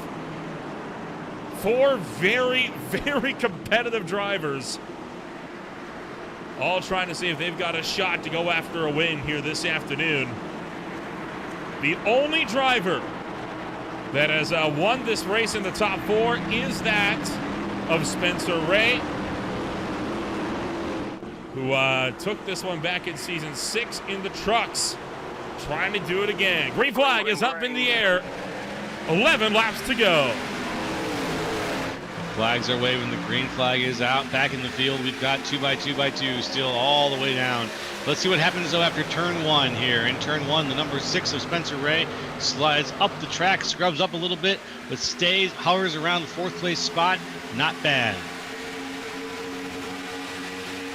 Looking for 3 wide, coming down the back straightaway to turn numbers 3 and 4. Look out, Bound is loose. Bound is loose. He's trying to pedal it on the apron of the racetrack, trying to check things up into the wall. We got the caution flag is out. They're somehow going to recover it up front, but the caution happens somewhere deep in the field, and it may have been with Terrell Wheeler. Matt Sherry was definitely involved. Let's see. But how the heck did they save that up front here? That is, I think, the more impressive feat. Yeah. Come on, iRacing. Give us some credit where credit is due. It happens back here. So they blink out. Oh, right there behind. Austin McColgan gets turned sideways into Jacob Miralez. Oh, yeah. And then up into the outside wall. Rebounds off it hard with the left front. And, oh, no. Terrell Wheeler kicks him upside down. And McColgan goes tumbling for 3, 4, 5 rolls before landing on his wheels just shy of pit entry. That's an impressive kick. Oh, and that car drove away, I think, is the more impressive feat in all of this. Yeah, and it drove away on its own power. He just got loose. That's all that happened there. And then, boom! Up and over he goes. Just rolled. Catapults, strikes the inside wall. And that is game. Well, it would have been game, set, match, but it looked like Terrell Wheeler, of all people, actually got the worst end of that. That's insane. It's on board with Wheeler. Ugh. I mean, he tried to lock it down, right? But there was just nothing doing at that point. Nah. We've seen a couple of these late hits, though, tonight, too, where guys have come out of, they come out of the yellow, and then after the yellow's out, they're getting destroyed. And he is not the first one here this afternoon, as there was the hit for Jacob Miralez. That in and of itself was a pretty hard hit. That would have been more than enough to bring the caution out. And then right in here, he is going to get drilled. And he is along for the ride. Yep, there it is. 51, 15, 15, 51. Hope you can read quick, because those numbers are going by fast.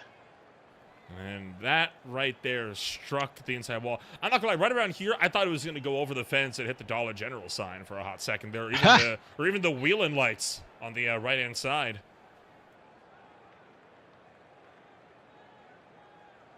That would have been too good.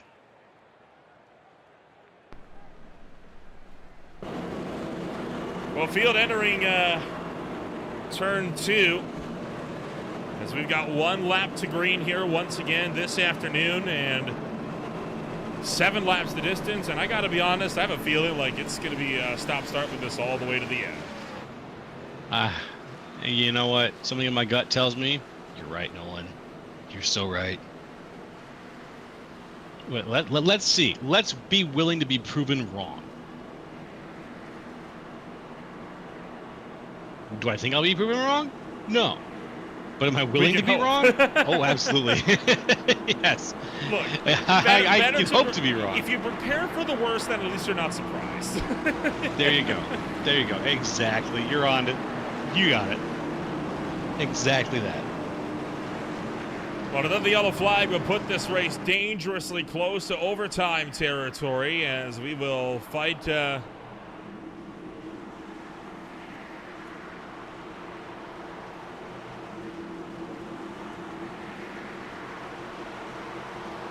as the field is going to try to work into the restart zone. Green flag coming out in the air this time by Cole Freilich. Jumps to the loud pedal, we're off and away. And Conor LaFrance not quite getting the speed that he wanted to off of that jump, but he's going to be side by side with Spencer Ray. Spencer Ray falls back now into the 3rd place slot, and Conor LaFrance takes 2nd.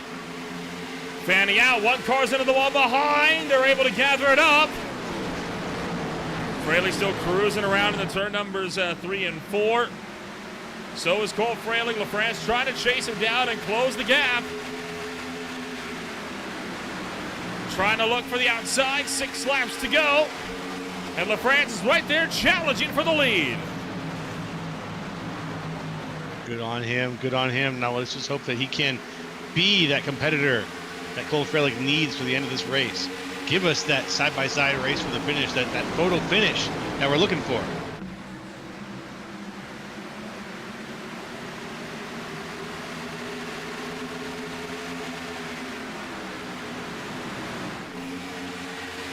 he's really a solid, was it full? Yeah, these guys are going at it, and now there it is. Cole Freilich round the outside of LaFrance with the lead of the race, while behind it's just a battle for best of the rest as another car strikes the wall. The top two have gotten away well, and they are fighting hard. LaFrance holds on for the lead. Cole Freilich trying to go for the over-under, gives it the bumper out of turn number 4. 4 laps to go, and Cole Freilich is to the inside for the lead once more.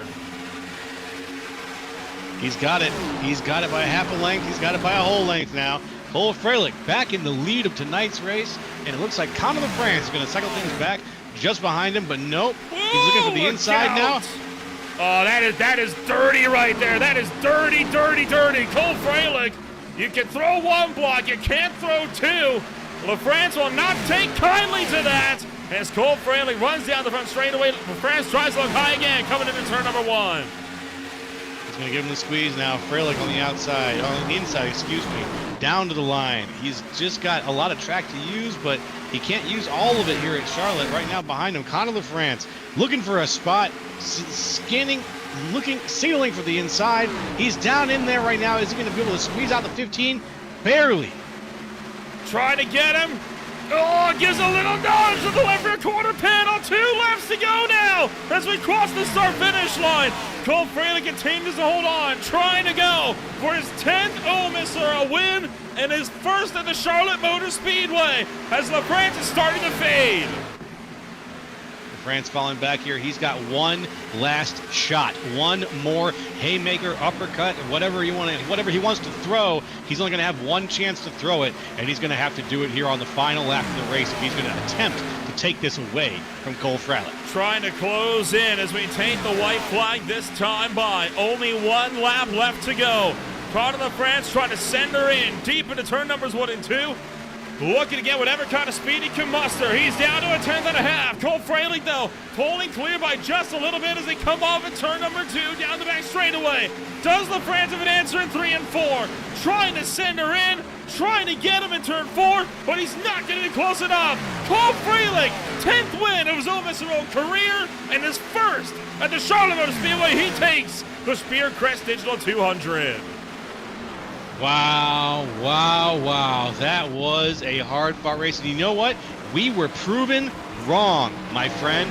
We were proven wrong. This race did go green all the way to the end for those last 7 or 8 laps. Yes, we were. But you know what? We were asking for a slower end to that race, and we didn't get one. And you know what? I'll take that. And the fireworks shoot off over America's home for motorsports as Cole Freilich comes home with this one as a hard-fought win this afternoon, although I'm sure that Freilich might have some words over how he got it done. That big double block, it's hard to say that wasn't what helped win him the race here this afternoon, given how intense he blocked in, the fact that of how big of a run LaFrance had prior to that. But for now, it is his first win at the Charlotte Motor Speedway here this afternoon, and he is going to be a happy camper with that.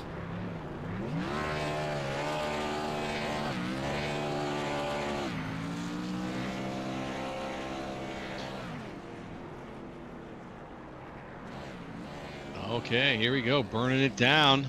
First win at Charlotte. Cole Freilich, he's got to be riding high right now. I can't wait to hear what he has to say after we get a chance to talk to him. It was a humdinger of a race, too. Man, just a lot of blood shed all over this racetrack tonight. Well, the field had a fight ahead of them this afternoon, a carnage-filled race at the Charlotte Motor Speedway. We'll take a rundown of your official post-race results here this afternoon. It was a wild one as far as races go. Cole Freilich takes home the race win. Conor LaFrance back in number 2 with David Farmer finishing out the podium. From there, it's Gabriel Ellison in 4th, Justin Reinstedel in 5th, Joseph Plogger, Robert Peterson, James Silver, Sean Bowden, and Cody Anderson round out the top 10.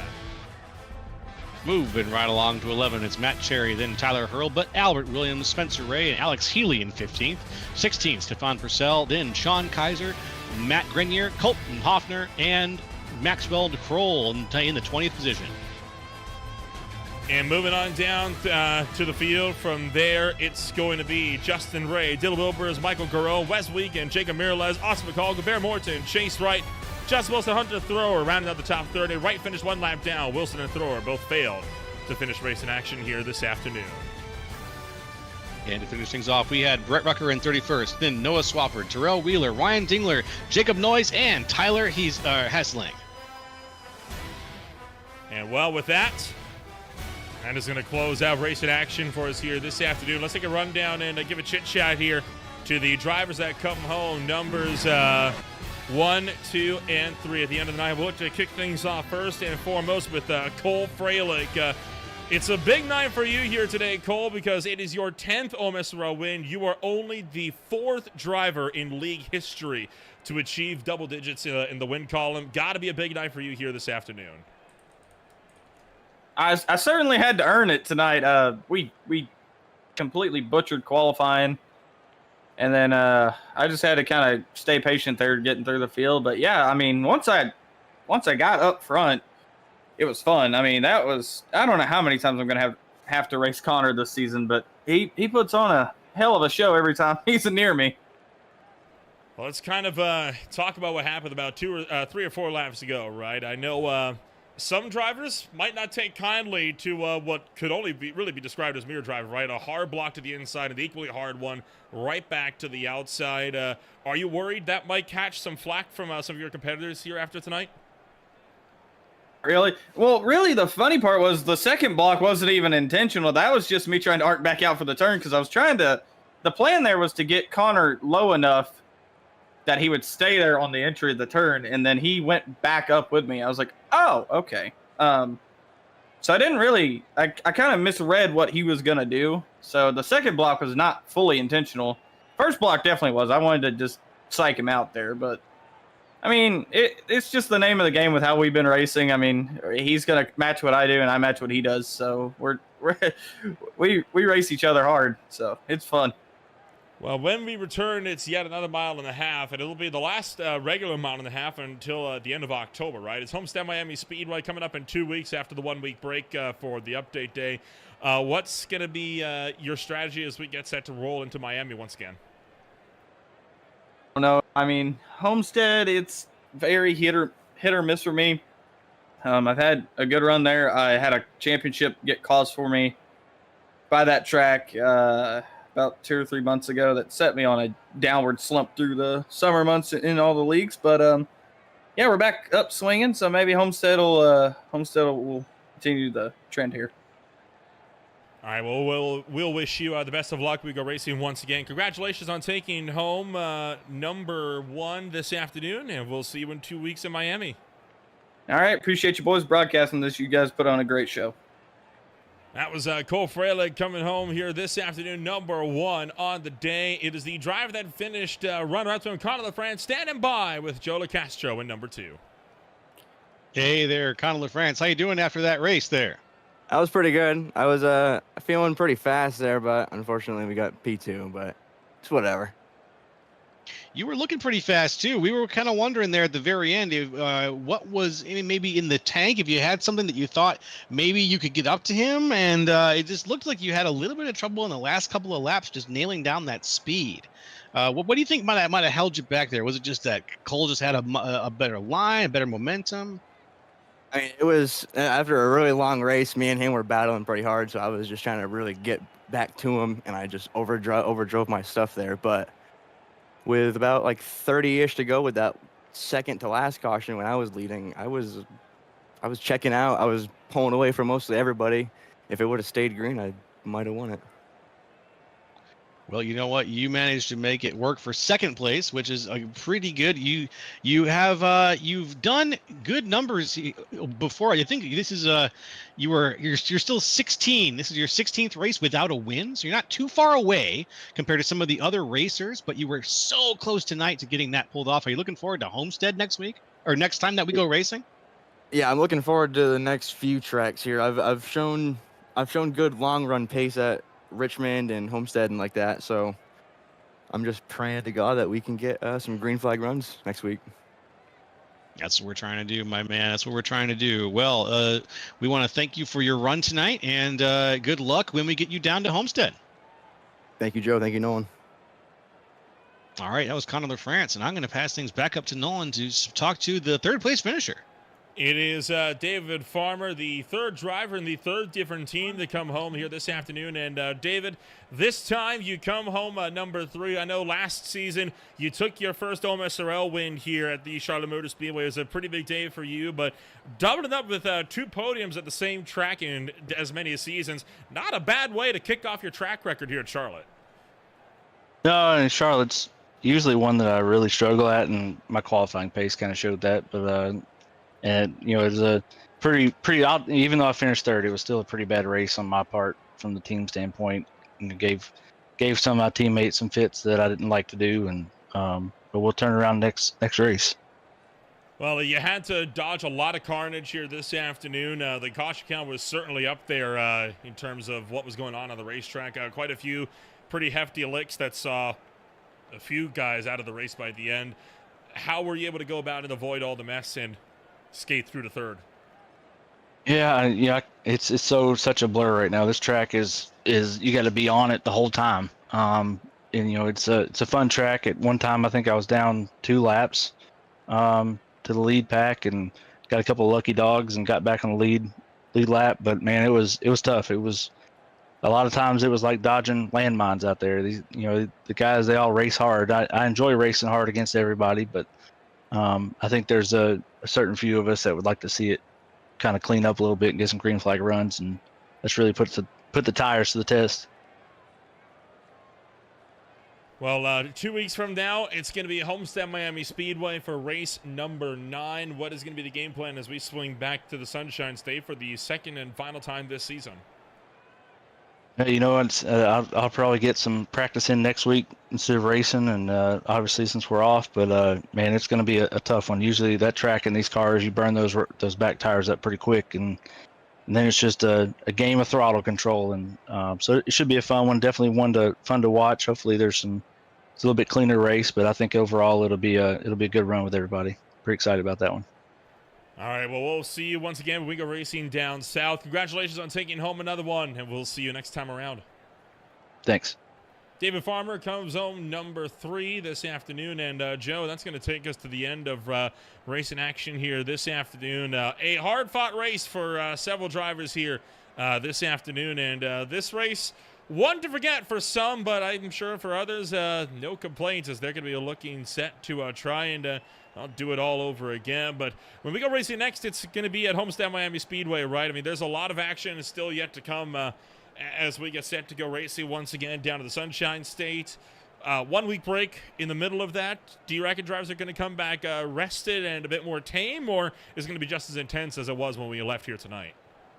Oh, I don't know. I think I got a feeling the intensity is starting to ramp up a little bit here tonight. I think that if anybody is smart, they're going to spend the next week doing a little bit of practice, getting ready for Homestead Miami. And when they get back in the saddle in 2 weeks' time, they are going to be hungry for a victory. So hopefully we'll see some hot feet on the pedals. Well, when we go racing once again, it'll, of course, be tomorrow night for more racing action here in the Beer League. Then we'll be racing at the Circuit Gilles Villeneuve. Doubleheaders of the Average Joe Sim Racing League out at Chicagoland Speedway on Thursday, alongside the Speed Cup Series, who are out at the Worldwide Technology Raceway. From there, more SRA action on Saturday night for the Gen 4 Series, as they'll be out for yet another show, alongside the For the Boys Racing League for race number 9. Alongside Blaze Battles ARCA Series competition as well. The High Tide Racing League Garden Premier Series is out at the Auto Club Speedway this coming Monday night for round 2 of the round of 8, along with others still yet to come. In the meantime, if you want to find out more about who we are and what we can offer you, check us out today at www.greenflagtv.com. Once again, my name is Ola Rempo. Thank you all so much for joining us, and we'll see you next time when we go racing once again here on Green Flag TV. We'll see you in 2 weeks in Miami.